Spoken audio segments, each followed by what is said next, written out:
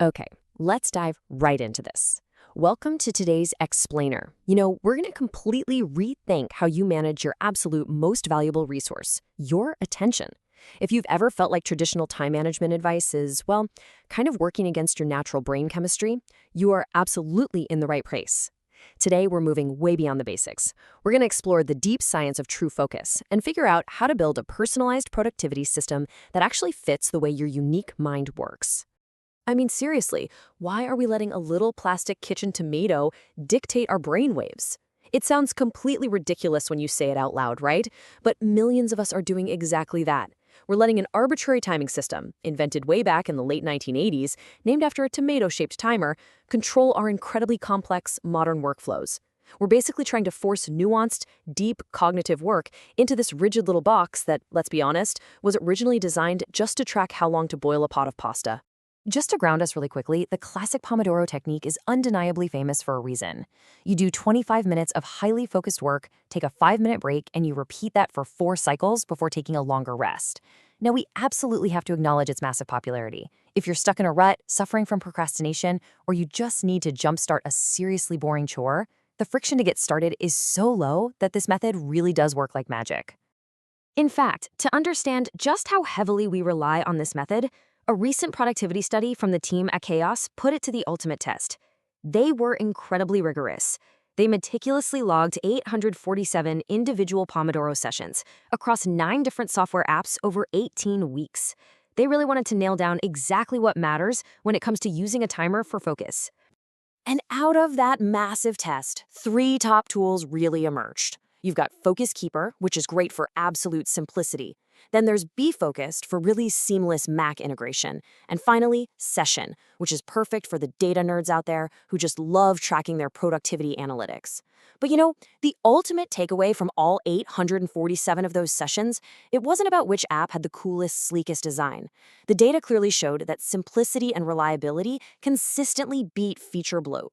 Basically, the best tool is simply the one that gets out of your way and removes friction.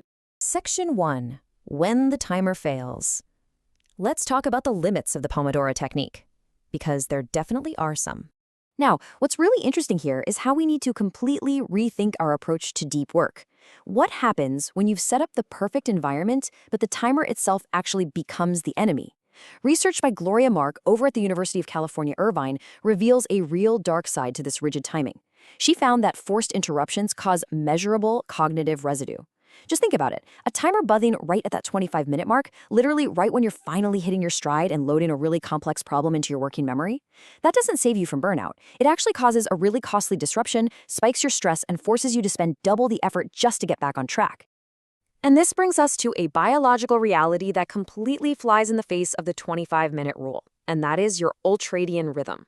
Waking alertness actually follows a natural wave. This was identified by sleep researcher Nathaniel Kleitman, and it lasts roughly 90 to 120 minutes. Simply put, human brains do not naturally boot up and shut down in uniform 25-minute blocks. Forcing every single brain into that exact same mold, it kind of ignores decades of hard science. Plus, this rigid timing creates a massive dilemma, particularly for folks who are neurodivergent. For someone with ADHD, just transitioning into a focused state takes a ton of effort. So once they finally achieve that rare, intense state of hyperfocus, an arbitrary timer blaring after 25 minutes, that doesn't act as a helpful break. It honestly acts like a punishment.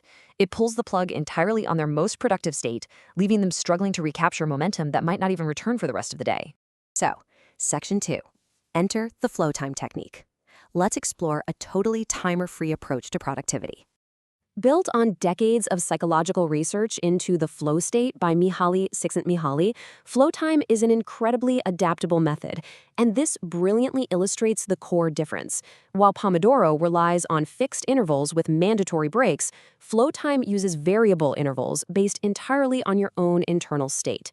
You only take breaks when your focus naturally starts to fade. The rule of thumb here is super simple to remember. Pomodoro is fantastic for starting those reluctant chores, but Flowtime is absolutely essential for sustaining deep, creative craft. So how do you actually do Flowtime? Well, the golden rule is this. Treat attention fatigue as your only timer. No alarms, no countdowns. Instead, You just keep working until that subtle urge to maybe check your phone, open a new browser tab, or stand up becomes a genuine biological pull, rather than just a passing, fleeting thought. That physical feeling of cognitive drift, that is your biological signal to stop, not a countdown clock. Okay, but once you stop, how long should you actually rest? This sliding scale break framework is the perfect solution. The key is that your cognitive recovery has to be directly proportional to the depth of your work session. So a quick 20-minute email sprint, that earns a 5-minute break. But if you've been in a deep coding or writing flow for over 90 minutes, your brain genuinely requires a substantial 15 to 20-minute recovery period just to clear out that cognitive load before you jump into the next session. Now, I absolutely must warn you about a massive trap hidden inside all this newfound freedom: skipping your breaks entirely. Because Flowtime removes that external alarm, it demands a really high level of self-awareness. If you're someone prone to hyperfocus, working for 3 hours straight without resting isn't a badge of honor. It's honestly just a recipe for an invisible cognitive crash later in the afternoon. You've got to take those proportional breaks to truly sustain your output over the long haul. Section 3. Finding your focus pattern. Let's move to and see how this builds into an actionable daily framework. To make this actually work for you, you need to transition from just guessing your limits to actually knowing them. And we do this using a concept called the focus grain size method.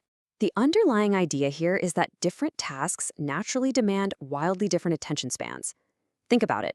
An administrative task has a totally different natural lifespan in your brain compared to deep, creative problem solving. But until you actually measure it, those limits are completely invisible to you. So, to find your personal grain sizes, you're going to track these exact data points for just 1 week: date, task category, start time, stop time, and the break taken. Super straightforward. But listen closely. The absolute most critical metric here is your subjective 1 to 5 focus quality rating. Time tracking alone doesn't tell you if a 60-minute session was deeply brilliant or just a distracted, painful slog. You absolutely need that quality score to know the truth. When you sit down and review that data at the end of the week, it's like magic. A fully customized map of your own brain emerges. You might discover that, hey, your admin tasks naturally cap out at 20 minutes. Your writing peaks right around 50, and your strategic planning, that can stretch all the way to 80 minutes. Suddenly, you aren't just guessing anymore. You're building a highly personalized daily schedule based entirely on your actual biological focus capacity. So the crucial takeaway here is this: match the method to the mind. Self-determination theory has proven time and time again that having autonomy over your own work pace drastically increases both your intrinsic motivation and the overall quality of your output. When you stop fighting your natural rhythms and you start designing your day around your actual personal data, work literally stops feeling like this constant battle against the clock. Which leaves us with one final essential question to think about. Will you continue to let a plastic kitchen clock control your work, or will you finally let your own focus control the clock? It's time to ditch the rigid timers for your deepest work, embrace your natural rhythms, and start tracking your flow. I guarantee your brain is going to thank you for it. Thank you so much for joining me on this explainer. I really invite you to test these techniques out today and honestly, just see the results for yourself.